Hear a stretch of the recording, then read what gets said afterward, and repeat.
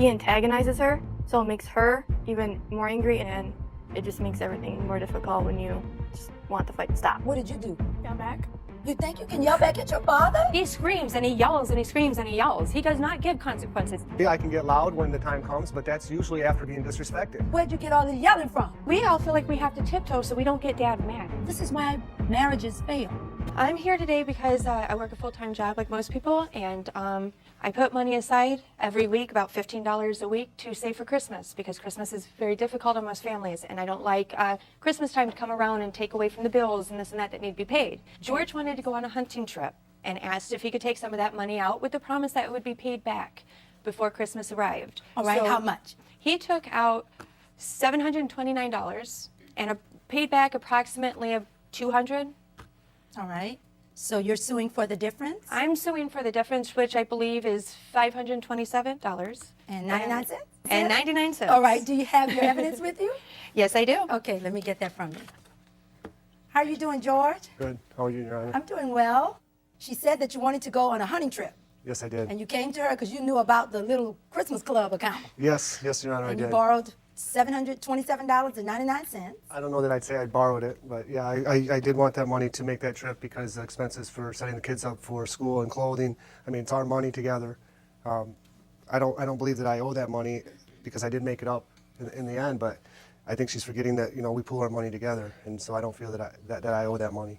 Okay, I can understand that. That's your story. You're sticking with it. That's right. Did you pay $200 on it? Yes, I did. After you thought about it, now this is your story, that I shouldn't have to do it. Well, I feel I did, you know, get that money back to her with it and the family for their needs. So I don't know that I do owe that money beyond what she's saying on the 500 and some. That seems like it's taken away from the money I did put in after the Christmas, because I did pull money together for that. But Okay. I think that's why she's upset, is because it was after the actual Christmas. Well, Stacy, what do you have to say about that?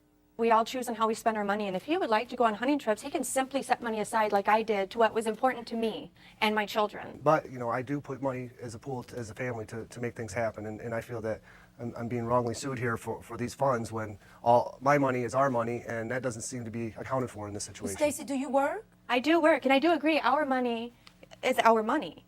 But I keep losing our money based on his actions. Okay. Because if it's not taking the Christmas Club fund, it's calling me home from work because he can't deal with his own children. Okay, so I'm wait. losing income right there. All right, what do you talk to me about that? What do you mean? My youngest daughter and George, for one example, they're at home, I'm at work. The cable guy comes in.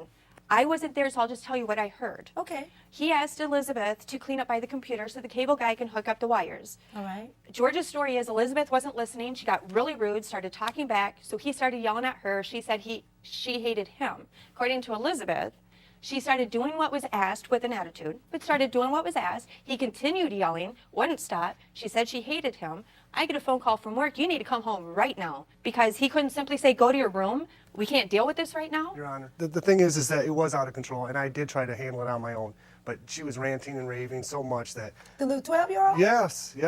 And you the dad? I agree. I am the dad, but this has been going on for a while, and we've addressed it. We can't come to agreement as to how to handle her behavior lately, and I really thought So, that... can I ask you this? Sure. Why didn't you say, Elizabeth, enough. Go to your room right now, or you will be punished. Did you try that? Yes, I did, but it got worse and worse, and that's when I called Stacy. She got even angrier and louder and meaner, and it was I a little wasn't more than what there. she's saying it was. Okay. She's saying Elizabeth got angrier and madder. Have you ever seen Elizabeth act like that with either one of you? With her father, yes. Well, I had a conversation with her where she's not liking things at home right now.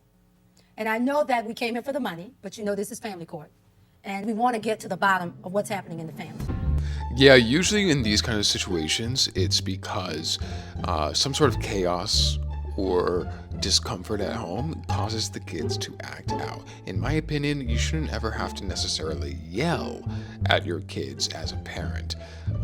Very, very specific cases maybe warrant that, but usually there's a problem at the home which causes the kid to act out, and that's what I'm assuming is happening here. Kathleen, why don't you step up for us and tell us what's going on in the house? Because is your sister out of control, or is there a lot of arguing going on? Why don't you share with the judge? All right, well, when my dad asked Liz to do some stuff, she can talk back, but then he antagonizes her, so it makes her even more angry, and then they just both do it. And How does he antagonize since he's the daddy? Well, he just keeps going on and on and on about it, and he won't drop it when you ask him to, and it just makes everything more difficult when you just want the fight to stop. What's your relationship with your father like? I think it's good. I don't really fight with him that much. All right. What about your parents? Do they argue a lot? Yeah.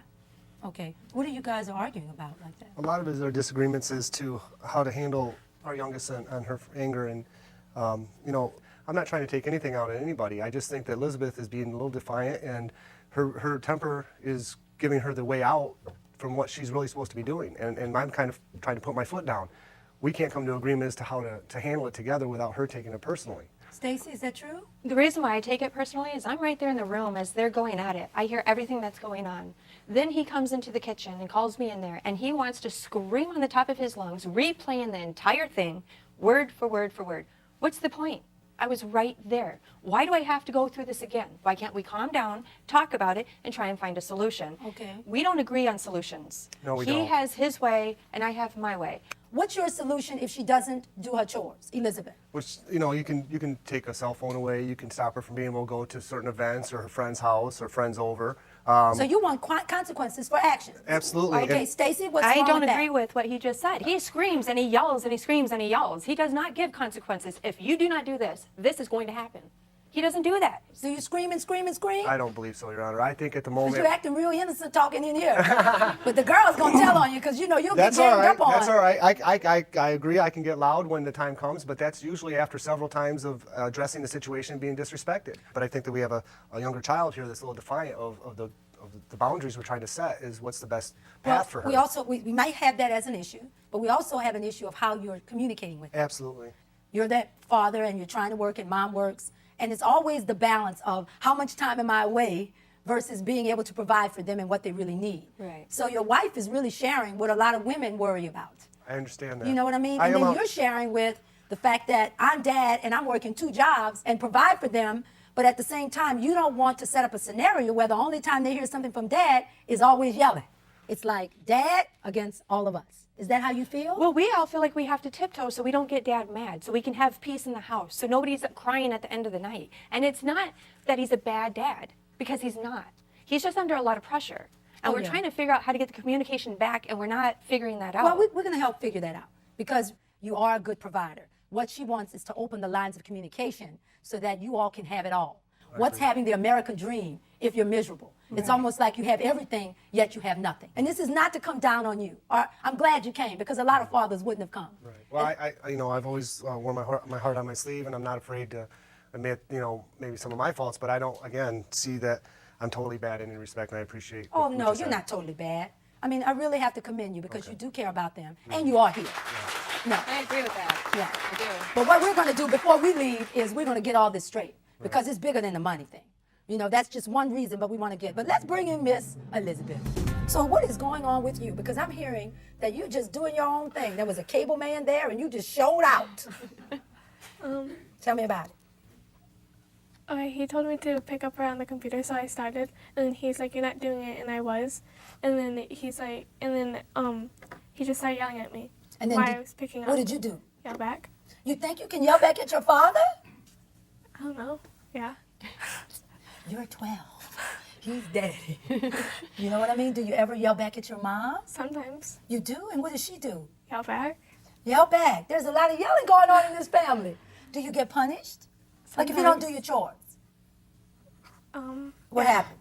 I get punished, I guess. I don't know. I just get yelled at, and then I do it. Sometimes. You do it sometimes. She does it. Excuse me, Your Honor. No, go ahead. I would call it a half-hearted doing on her part. So you're 12 years old. Let me tell you what we used to call this a long time ago. My grandmama used to say, "You smelling yourself." That means you're thinking that you're bigger than what you are. I know you're a tall girl, but you're 12 years old. Well, what's happening is you're not showing respect to your daddy and your mom because you can't tell them anything. You don't want to have to do your chores, but that's a part of growing up. Judge came here to tell you, you got to do your chores. You can't live that for free and not do anything. They're trying to teach you responsibilities, you know? Do you think if he didn't yell as much, then you would do what you're supposed to more? Sometimes. Sometimes. Elizabeth, that's not how it works. If somebody gives, you've got to give back too. It's the only fair thing to do. You can't have it both ways, sweetheart. It's a lesson you ought to learn now. You know what I mean? All right. Well, thank you for coming. We really appreciate you. All right. Very good. You can go out. All right. I love the way that Judge Penny talks to everyone involved in the case, but specifically children. She's really good at connecting with them and getting them to understand the situation, which I just really love. All right. Let's see what we're going to do here. I see what you're up against. She is smelling herself, as my grandmother would say. Yes. Do you know what I mean when I say that? Yes. That means she's Yes. thinking a little bit more of herself. Oh, yeah. Because even when I said if you didn't yell, then she said thinks she can still do it. You know those middle-aged kids, that's sort of how they are. It's only going to get worse. I know. I've heard. Oh, yeah, and she knows what she's doing. And she's playing both of you. Do you hear what I'm saying? You've got a good thing going with this marriage. You've got all the ingredients. But what you have to do is set down the ground rules. Right. We take more time to pick out a house. We pick out more time to pick out a car than we do to sit down and decide how we're going to raise our children. We just don't do it. Right. This is why marriages fail. A lot of times, finances is the number one reason why marriages fail. But a lot of times, it's just the pressures of living. You're gorgeous people with wonderful children. You have good values, but there is no communication. Yes. Because you have to make this your priority. Now, that you have to give me, George. I can give you that 100%. So what I want you to do is sit down when you leave here, and both of you, without the presence of the children, decide what you're going to do when stuff happens. When there's disobedience, this is what we're going to have to do. Now, I know you're working long hours, and when you get home, you're tired, and sometimes you'll yell out of frustration.